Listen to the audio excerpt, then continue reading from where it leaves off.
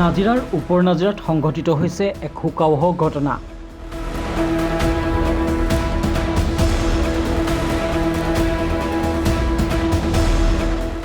গাঁওখনত নিশা মৃত্যু হোৱা এজন ব্যক্তিৰ অন্ত্যেষ্টিক্ৰিয়া সম্পন্ন কৰি দিখৌ নৈত সাঁতুৰি উভতি আহোঁতে অকাল মৃত্যুক সাৱটি ল'লে নাজিৰাৰ এজন ব্যক্তিয়ে।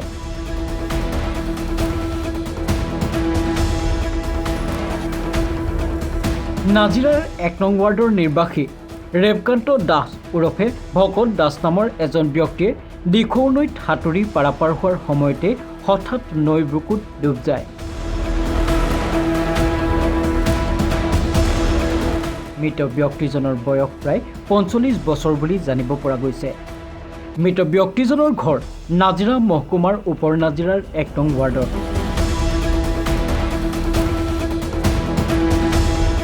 এই ঘটনাৰ খবৰ পাই উক্ত স্থানত নাজিৰা আৰক্ষীৰ লগতে SDRF বাহিনী ইতিমধ্যে উপস্থিত হৈ উদ্ধাৰ অভিযান আৰম্ভ কৰিছে।